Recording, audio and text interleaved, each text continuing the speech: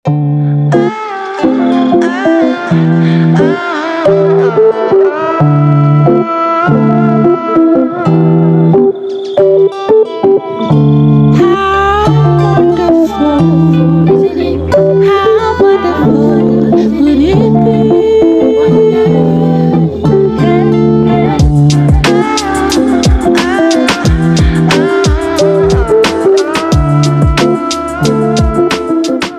selamat malam teman-teman sekalian yang berbahagia. Salam sehat selalu, salam bahagia. Malam ini saya akan membedah buku dan hari ini adalah tanggal 30 Maret 2023 di bulan puasa, bulan Ramadan, dini hari jam 2:05. Insyaallah tidak lama-lama kita 15 menit review buku ini beserta siapa penulisnya. Baik teman-teman sekalian, bukunya adalah The Firm, pengarangnya adalah John Grisham. Langsung saja, siapa itu John Grisham? John Grisham terakhir sebagai nama John Ray Grisham, lahir di Jonesboro, Arkansas, 8 Februari 1955. Berarti sekarang dia berusia 67 tahun ya. Dia mantan pengacara pembela pidana, adalah lulusan Universitas Negeri Mississippi dan Sekolah Hukum Ole Miss. Dia juga pernah 2 periode di Dewan Perwakilan Mississippi, DPRD ini ya. Ia dikenal sebagai penulis novel bertema hukum hingga tahun 2008. Buku yang ditulisnya telah terjual lebih dari 235 juta eksemplar di seluruh dunia. Banyak dari bukunya telah dibuat menjadi film yang sukses. Dia tinggal bersama istri dan 2 anaknya di sebuah pertanian dekat Oxford, tempat dia biasa menulis novel barunya. Kemudian The Firm terbit tahun 1991. Buku ini adalah buku kedua dari John Grisham dan popularitasnya itu meluas tahun 93. Kenapa? Tahun 93 itu buku ini dibikinkan film yang dibintangi Tom Cruise, Gene Hackman dan Jane Tripplehorn. Dia kopi bukunya sampai 1,5 juta. Wow. Buku pertama John Grisham itu sebenarnya Time to Kill tidak begitu meledak, tapi setelah buku kedua ini meledak, buku pertamanya pun ikut menjadi bestseller. Langsung ke alur cerita. Ini tokohnya namanya Mitch McDear, lulusan Western Kentucky University dengan gelar di bidang akuntansi, yang telah lulus ujian akuntansi publik. Mitch menikah dengan kekasih SMA-nya, Abby, seorang guru sekolah dasar yang juga kuliah di Western Kentucky University. Mitch ini punya kakak laki-laki namanya Ray, tapi dipenjara 15 tahun karena pembunuhan. Terus dia punya saudara laki-laki juga, ini tidak kasih tahu nih kakaknya apa adiknya, jelas laki-laki namanya Rusty. Dia meninggal di Vietnam. Nah, ini mungkin tentara ya. Ibunya karena ada masalah terhadap anaknya 2 ini, terganggu kesehatan mentalnya dan tinggal di Florida. Lalu Mitch juga, selain dia ini sebagai akuntan, ternyata dia kuliah lagi di Harvard Law School. Dia lulusan terbaik ketiga di angkatannya. Setelah lulus, ia memperoleh tawaran pekerjaan dari banyak perusahaan hukum di Amerika. Ya, ini berarti dia ini akuntan publik juga sarjana hukum. Tapi dengan pertimbangan gaji dan tunjangan mana yang lebih besar, Mitch McDear memilih perusahaan hukum Bendini, Lambert, dan Locke, sebuah firma hukum kecil sebetulnya. Dia firma hukum pajak yang berbasis di Memphis. Nah, baru masuk saja Mitch sudah dikasih BMW, mobil mewah ya. Kemudian ia bisa bebas milih warnanya BMW itu. Kemudian student loans-nya dilunasi. Kemudian dia diutangin rumah mewah dan gaji yang besar. hidupnya mendadak berubah 180 derajat karena perusahaan hukum Bendini, Lambert, dan Locke ini hanya merekrut satu orang saja setiap tahunnya. Dia hanya mencari yang terbaik dan yang terbaik dari yang terbaik. Gitu. Jadi take home pay dan tunjangan yang dapat Mitch sangatlah besar di usianya yang masih sangat muda. Dia baru lulus kuliah, tapi wajar karena Mitch ini memang digambarkan pekerja yang keras dan cerdas. Setelah dia bergabung, rekan-rekan barunya membantunya belajar dan dia lulus ujian pengacaranya. Oh, jadi waktu dia bergabung di firm ini dia belum pengacara praktik. Jadi prioritas pertama dari rekanan baru itu memang harus lulus ujian pengacara. Setelah lulus, Mitch ditugaskan untuk bermitra dengan Avery Tolar, seorang pengacara yang sangat berprestasi. Beberapa hari sebelum dia mulai bekerja di firma tersebut, sebelum dia bekerja, beberapa hari sebelum itu, dua rekanan di firma itu namanya Marty Kozinski dan Joe Hodge meninggal dalam kecelakaan scuba diving di Kepulauan Cayman. Jadi pada hari kerja yang dijadwalkan, Mitch menghadiri pemakaman dua orang tersebut. Mitch menganggap kematian ini mencurigakan, tapi dia harus fokus pada tujuannya menjadi mitra termuda dalam sejarah di perusahaan firma tersebut. Selama upacara peringatan di firma untuk dua pengacara yang meninggal, Mitch memperhatikan plakat yang mengenang 3 pengacara lain yang meninggal saat bekerja di firma tersebut. Oh, ternyata sebelum 2 orang meninggal ini ada 3 lagi yang meninggal. Lalu karena curiga, si Mitch ini kemudian menyewa detektif swasta. Namanya Eddie Lomax. Nah, Eddie Lomax ini mantan teman satu sel kakaknya Mitch, yaitu si Ray. Dia menyewa Eddie Lomax untuk menyelidiki kematian tersebut. Lomax menemukan bahwa 3 pengacara almarhum lainnya yang meninggal dalam keadaan mencurigakan. Jadi 3 yang sebelumnya meninggal itu setelah diselidiki, yang pertama itu kecelakaan mobil, 1 menjadi korban kecelakaan, yang 1 lagi itu karena bunuh diri. Dan semua ini tidak wajar, kematian yang tidak wajar, namun tidak pernah mendapatkan bukti-bukti yang konkret apa motif daripada kematian 3 orang ini. Lalu Lomax menasihati Mitch untuk berhati-hati. Nah, setelah itu, setelah menyampaikan laporan-laporan itu kepada Mitch, Lomax terbunuh. Nah, ini mulai nih. Suatu ketika, Wayne Terrin, agen khusus FBI, itu berbicara dengan Mitch, dan ini mengubah pikiran Mitch tentang firma yang tempat dia bekerja. Kenapa? Karena si FBI mengatakan ada keanehan tentang kematian 2 karyawan firma baru-baru ini. Mitch semakin curiga dan dia merasa terjebak dalam pusaran air dan lebih banyak masalah dari semua pihak ketika dia mulai melakukan penyelidikan sendiri. Dia menyadari bahwa dia terjebak di antara ketakutan yang tidak diketahui dan tanpa pilihan. Dia merasa nyawanya dan nyawa istrinya Abby dalam bahaya.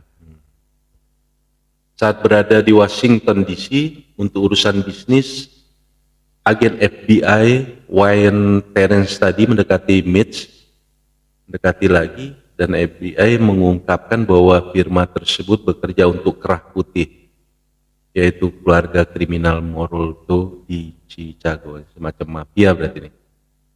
Dan beritahu bahwa pendiri firma itu Anthony Bendini adalah menantu lelaki tua Morolto. Oh, pendiri firma ini adalah menantu si Morolto. Dia mendirikan firma tersebut pada tahun 1944 dan selama hampir setengah abad firma tersebut telah memikat pengacara muda dari latar belakang sederhana dengan janji prestise dan keamanan finansial. Seperti Mitch ini rata-rata. Meskipun pekerjaan Mitch sejauh ini sah, para mitra dan rekan senior sangat tenggelam dalam penipuan pajak besar-besaran dan pencucian uang. Pada saat anggota firma menyadari apa sesungguhnya yang terjadi, mereka tidak dapat lagi pergi. Tidak ada pengacara yang lolos dari firma itu hidup-hidup. 5 orang yang mencoba keluar dibunuh agar mereka tidak bicara. Ini memang gaya mafia seperti itu. Kalau sudah bisa masuk, maka mereka tidak bisa lagi keluar. Kozinski dan Hodge sebenarnya berhubungan juga dengan FBI pada saat pembunuhan mereka. Mitch mengetahui bahwa rumah, kantor, dan mobilnya sadap. FBI memberitahu Mitch bahwa untuk mendapatkan cukup bukti untuk menjatuhkan firma, dia harus mengungkapkan informasi tentang kliennya. Hak istimewa pengacara dan klien di sebagian besar negara bagian Amerika Serikat, termasuk Tennessee, tidak berlaku untuk situasi ketika seorang pengacara mengetahui bahwa kejahatan sedang terjadi. Jadi kode etik itu bisa disingkirkan apabila di situ ada kejahatan yang diungkap oleh pengacaranya. FBI mendesak Mitch untuk memilih antara bekerja sama dengan Phoebis. Phoebis ini maksudnya agen-agen FBI, itu kalau disebut itu Phoebis, atau tetap setia pada perusahaan yang ternyata ada di bawah naungan mafia besar di Amerika, yaitu The Moral Toast. Ada 2 pilihan, kerjasama atau terus di perusahaan. FBI yang ternyata sudah mengintai mafia itu mengatakan bahwa jika Mitch memilih bekerja sama, FBI akan memberikan banyak imbalan sesuai perjanjian dan akan memberikan perlindungan saksi kepada Mitch setelah semua mafia itu tertangkap. Jika menolak, FBI mengancam bahwa cepat atau lambat toh Mitch dan seluruh karyawan di perusahaan tersebut akan tertangkap dan dijebloskan ke penjara. Tapi mafia tidak pernah lupa jika ia jadi whistleblower, ia akan hidup dalam ketakutan dan was-was seumur hidup. Ya, jadi maksudnya ada 2 di sini dalam perlindungan yang saksi, satu justice collaborator dan yang kedua ini tadi whistleblower. Kalau justice collaborator itu dia terlibat di dalam tindak pidana itu, tapi dia mengungkapkan tindak pidana. Tapi dalam hal ini dia whistleblower, dia tidak terlibat sebetulnya, tapi dia mau mengungkapkan karena dia tahu tentang tindak pidana itu. Mitch galau bagai makan buah si malakama, keduanya akan mencelakainya. Mitch ingin keluar dari perusahaan itu saja, tapi perusahaan tidak menerima resign ataupun pemecatan. Yang masuk sudah tidak boleh keluar, sampai pensiun pun tetap diawasi, atau kalau tidak mati. Nah, ini gaya mafia memang seperti itu ya. Desakan FBI makin kuat dan keduanya menetapkan kesepakatan senilai 2 juta dolar Amerika setelah Mitch memberikan kopi dokumen kotor perusahaan pada FBI dan nantinya bersaksi di pengadilan. Ya, jadi akhirnya terjadi kesepakatan antara Mitch dengan FBI ini tadi. Kalau nggak salah di dalam buku ini, kesepakatan pertama dia dapat 2 juta dolar, yang kedua dia kakaknya, si Ray itu akan dibebaskan, yang ketiga dia akan mendapatkan perlindungan saksi. FBI memberitahu Mitch bahwa dia hampir pasti akan masuk penjara jika dia memilih untuk mengabaikannya. Sementara itu perusahaan juga meningkatkan tekanan pada Mitch. Kepala keamanan perusahaan, The Passer namanya, itu mencurigai dia terlalu dekat dengan FBI. Ini membuat putus asa si Mitch ini untuk menemukan jalan keluar dan tetap hidup dalam prosesnya. Mitch harus membuat keputusan dengan cepat. Akhirnya Mitch dan Abby memutuskan untuk bekerja sama dengan FBI. Akhirnya mereka bekerjasama dengan FBI. Namun mereka diam-diam memutuskan untuk melarikan diri setelah menyerahkan cukup bukti untuk menggulingkan firma tersebut, karena mereka tidak sepenuhnya mempercayai FBI untuk melindungi mereka. Dia berjanji untuk mengumpulkan cukup bukti untuk menjatuhkan firma tersebut dengan imbalan 2 juta dolar Amerika dan pembebasan Ray dari penjara. Oke, selanjutnya dengan bantuan si Tammy Hemphill. Nah, jadi Tammy Hemphill ini adalah sekretaris yang juga kekasih dari almarhum Lomax, yang detektif swasta yang dibunuh itu. Dan Tammy ini sebetulnya sakit hati dengan terbunuhnya Lomax ini karena dia secara tidak sengaja melihat terbunuhnya kekasihnya, sehingga dia mau membantu Mitch di dalam membongkar kejahatan di perusahaan tempat Mitch kerja. Kemudian Mitch memperoleh beberapa dokumen rahasia dari perusahaan catatan bank di Kepulauan Cayman. Akhirnya bisa menyalin lebih dari 10.000 dokumen yang berarti lebih dari 20 tahun transaksi ilegal.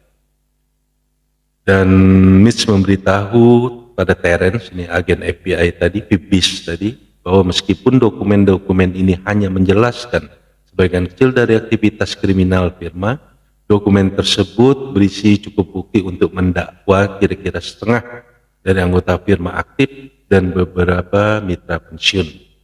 Namun dokumen tersebut juga akan memberikan bukti tidak langsung yang kuat kepada firma tersebut, yang firma tersebut merupakan bagian tak terpisahkan dari konspirasi kriminal. Oh, jadi si Mitch ini dia memberikan dokumen-dokumen walaupun tidak menyeluruh, tapi dengan dokumen ini FBI mempunyai pintu masuk untuk bisa melakukan penggeledahan, melakukan pemeriksaan di kantor firma tersebut. Kemudian dia akan memberi FBI alasan untuk mendapatkan surat perintah. Maksudnya ini akan memberi alasan kepada FBI untuk mendapat surat perintah penggeledahan gedung perusahaan. Dan dia bisa mendapat akses ke semua file kotor perusahaan. Mitch yakin berkas ini akan memberikan bukti yang cukup untuk dakwaan besar-besaran yang akan meruntuhkan perusahaan dan melumpuhkan keluarga Morolto. Sementara itu, firma menjadi semakin curiga terhadap Mitch. Ada Terry Ross alias Alfred, seorang pejabat petinggi FBI dan orang kepercayaan dekat Coiles yang sebenarnya adalah mata-mata keluarga kriminal lain. Oh, ternyata di dalam FBI itu ada pejabat tingginya yang juga main mata dengan mafia. Dan dibocorkan bahwa Mitch memang bekerja dengan FBI. Begitu Mitch mengetahui kebocoran tersebut, ia melarikan diri ke Panama City Beach, Florida bersama saudara laki-lakinya si Ray tadi dan istrinya Abby. Dan pelarian ini tentunya dikejar oleh keluarga mafia Moroltos dan FBI juga mengejar mereka. Mitch bekerjasama dengan istrinya, kakaknya, serta mantan sekretaris Eddie Lomax, yaitu Tammy, untuk memberikan dokumen kotor perusahaan hukum mafia tersebut ke FBI beserta testimoni dalam bentuk kaset, lalu kabur dengan sejumlah uang yang diberikan oleh FBI. Dan kakaknya tadi sudah dibebaskan si Ray. Kenapa? Karena Mitch tidak percaya FBI dengan program perlindungan saksinya. Akhirnya intinya kejar-kejaranlah antara FBI, Mitch sama teman-temannya tadi, istrinya, serta komplotan mafia.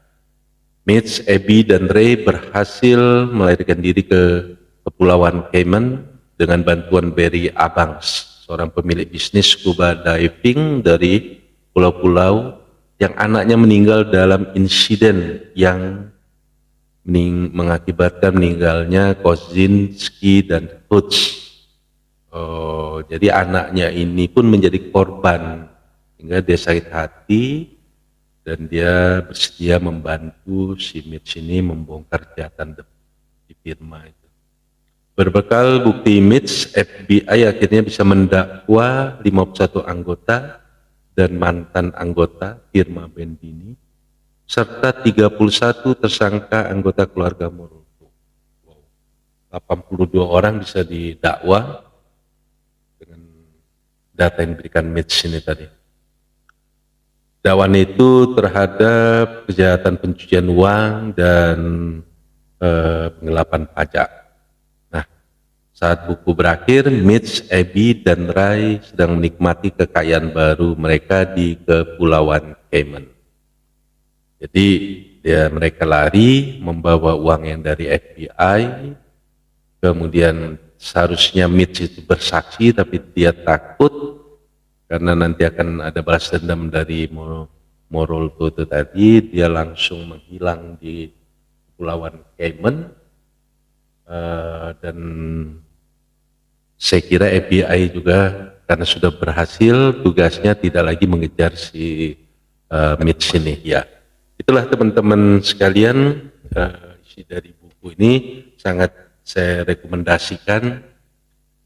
Dan saya ingin cerita sedikit mengapa saya tertarik dengan buku-buku John Grisham ini, dan hampir semua, yaitu ada 17 buku John Grisham ini yang sudah saya baca dan saya koleksi. Wow. Jadi kisah-kisah yang ditulis ini maupun karakter atau latar belakang John Grisham ini cukup menginspirasi saya.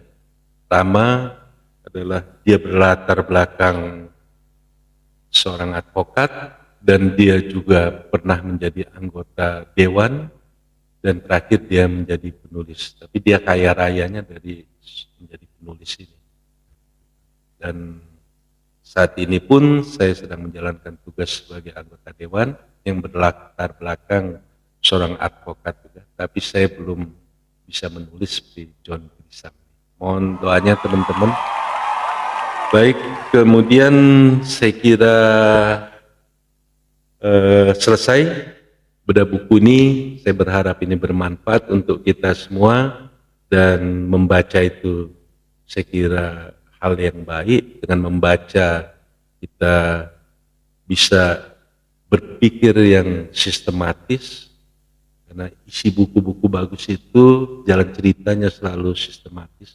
Dan dengan banyak membaca teman-teman sekalian, itu akan menghilangkan kekeluhan di lidah kita karena banyak referensi dari buku yang kita baca, sehingga apabila kita berbicara maka dia akan lebih lancar. Mungkin itu saja, terima kasih, selamat malam, salam bahagia selalu, salam sehat.